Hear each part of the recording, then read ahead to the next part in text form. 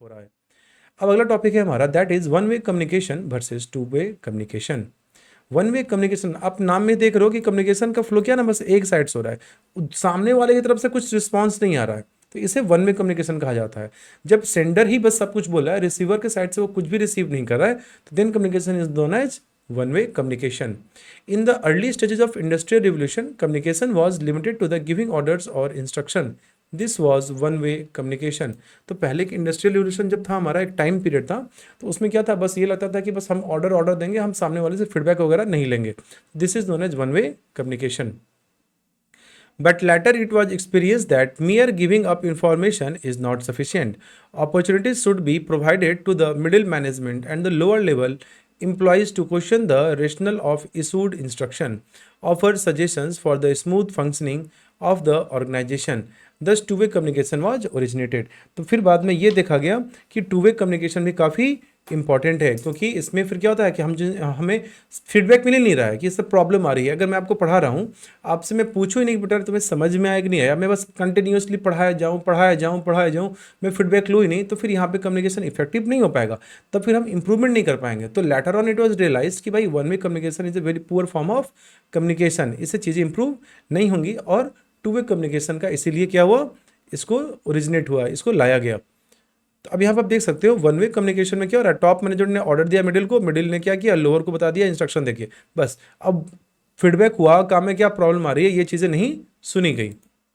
But to way communication क्या हो गया, two way communication is mean to be giving and receiving of information by both management workers, passing orders and instructions downward from the top management through their intermediate management to the workers and funneling reports and ideas upward from lower level to higher level. तो यहाँ से क्या हुआ, top level से lower level तक information गया, order गया, देखो टॉप मैनेजमेंट ऑर्डर इंस्ट्रक्शंस देगा, ठीक है, जैसे आप यहाँ देख सकते हो टॉप मैनेजमेंट ने क्या किया, ऑर्डर और इंस्ट्रक्शन पास किया, मिडिल ने किसको दिया, लोअर, फिर लोअर से क्या लिया गया, काम, भाई काम तो लोअर लेवल ही करेगा, उससे रिपोर्ट लिया गया, आइडियाज़ लिए गए, सजेशंस लिए गए, तो लोअर ने किसको बताया, मिडिल ने किसको बताया, टॉप लेवल को।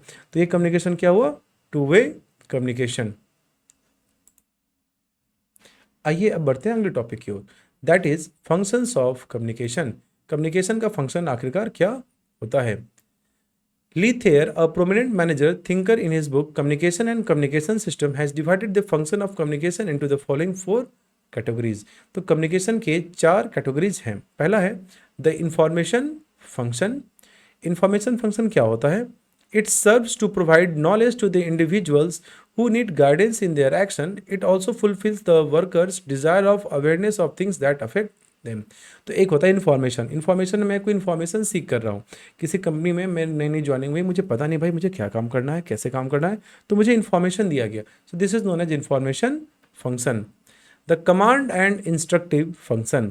This function makes the employee aware of his obligation to the formal organization and provide him with additional guidance on how to perform his duties adequately. अब कमांड आ रहा है ना, अब ऑर्डर आ रहा है कि भाई ये काम करना है तुम्हें, आज ये काम पूरा करके जाना है, तो इससे पता चला अच्छा मेरे ऊपर ये ऑब्लिगेशंस हैं, ये चीज़ें मुझे करनी है, and provide him with additional guidance, और कोई और गाइडेंस है कि भाई इस चीज़ का ध्यान रखना, ऐसे काम करना, तो ये इंफॉर्मेशन, ये गाइडेंस, इंस्ट्रक्शन उसे मिलती हैं। आप समझो लेवल और हाई हो गया। तीसरा है the influence and persuasive function. This function motivates, directs and guides the employees to act and influence the behaviour and attitudes of the people through argument and persuasion. अब यहाँ पे क्या होता है, देखो यहाँ पे जो बातें हो रही है ना, ये बेसिकली आप ये समझो ना कि एक ऑर्गेनाइजेशन में बात हो रही है, ऑर्गेनाइजेशन के रेस्पेक्ट में बात हो रही है कि एक ऑर्गेनाइजेशन है, वहाँ लोग काम करेंगे, तो वहाँ पे कितने तरीके से कम्युनिकेशन को इम्प्लीमेंट किया जाता है, कम्युनिकेशन के कितने सिस्टम्स होते हैं जिनको फॉलो किया जाएगा। तो वही आता है इन्फ्लुएंस। इन्फ्लुएंस का मतलब क्या होता है ना कि हम बोलते हैं बट तुम्हें ये इस काम को करना है, तुम मोटिवेट करो। मैं जो टॉप मैनेजमेंट होता है वो अपने मिडिल या लोअर को वो इन्फ्लुएंस करता है कि आप और काम करो, प्रेरित करता है, ठीक है। उससे क्या होता है कि उनके बिहेवियर, उनके अंदर उत्साह आती है, वो मोटिवेट होते हैं काम को करने के लिए, ठीक है। उनको वो आर्गुमेंट देते हैं, देखो काम को ऐसे करोगे तो बेटर तरीके से होगा। और फिर क्या होता है, परसुएड करना। मतलब कन्विंस करना। Then we have the integrative integrative function. Communication, if properly handled, integrates the activities and efforts of the workers. अब इंटीग्रेट करने का मतलब क्या? इंटीग्रेट मतलब आप चीज़ों को जोड़ते हो।